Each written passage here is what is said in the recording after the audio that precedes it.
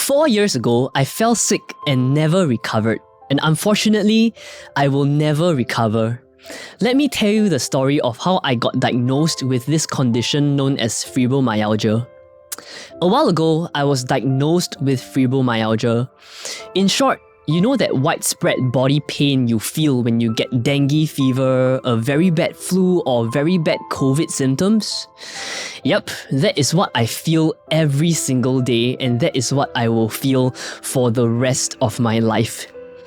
Some days, my pain levels are so bad I can't even pull myself out of bed.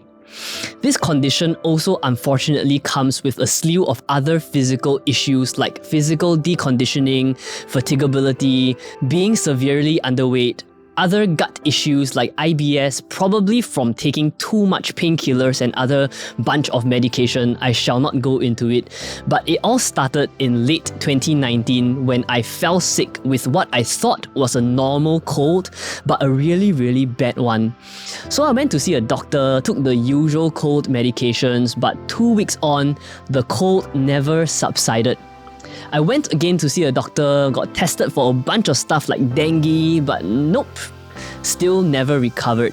Took more medications, a month passed, 2 months passed, and the pain and symptoms never went away. In fact, it got worse. So I was starting to read more online, and a few illnesses like mono, CFS, and other autoimmune conditions like lupus and stuff came up, and I started to get worried. I went to the GP clinic again and got tested for a bunch of other stuff, got an X-ray, but the doctor said everything was fine. There was nothing wrong with me, he said. Eventually, I was referred to a rheumatologist at Tan Tock Seng Hospital who did multiple tests on me because he needed to rule out other potential diagnoses before he could diagnose me or treat me. So in the following 5 to 6 months, I saw a whole bunch of different specialists at the hospital, including a hematologist, a neurologist, an orthopedist, a pain specialist, and a whole bunch of other specialists I can't even remember now. Leading up to the diagnosis in the 5 to 6 months, I was in so much pain, and it was a very dark time of my life. I was kind of basically cut off from the world. I wasn't on social media. I did not want to interact with people, and I had no idea what was wrong with me, and I had no idea how to get rid of this excruciating pain. As someone who is a go-getter type of person, I am a strong believer that there is no such thing as a problem that you cannot solve or a situation that you cannot get out of.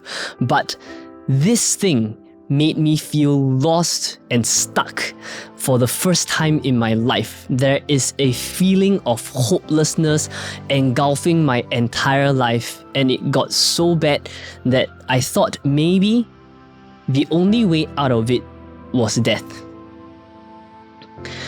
I tried every single thing my little brain could think of in the 5 to 6 months leading up to my diagnosis, and apart from the regular medication I was taking, like the painkillers and stuff like that, I spent thousands upon thousands of dollars on alternative medication like Chinese medication, TCM, acupuncture, cupping, all sorts of random pills, supplements, and herbs, and I even went to the extent of going to a Taoist Buddhist medium person who told me I was sick because I was being haunted by a spirit.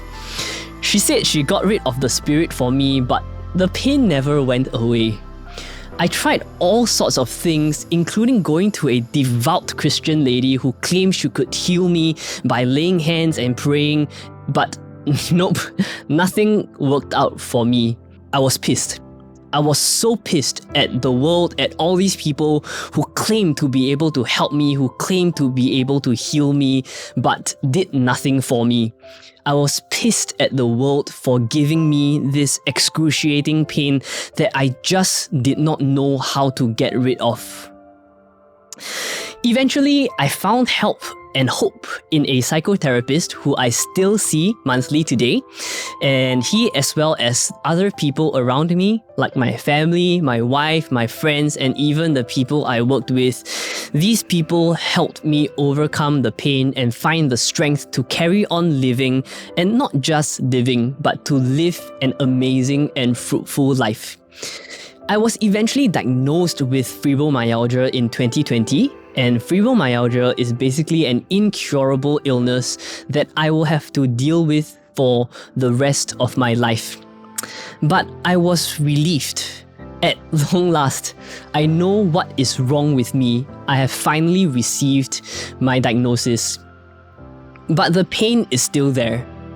But now, I have learned how to manage it, and I have learned how to deal with it such that I can have a somewhat normal life. On most days, my pain level is around 3 to 4. I don't know if it's because I have learned how to manage it or it's getting better, but there are days that I am feeling a lot of pain. The pain levels can go up to 9 and 10 sometimes, and I will have to take a break from life. But today, I am no longer emotionally or mentally paralyzed by this illness. In fact, I control it so damn freaking well these days that most people hardly know that I am sick. Most people hardly know that I have this condition known as fibromyalgia.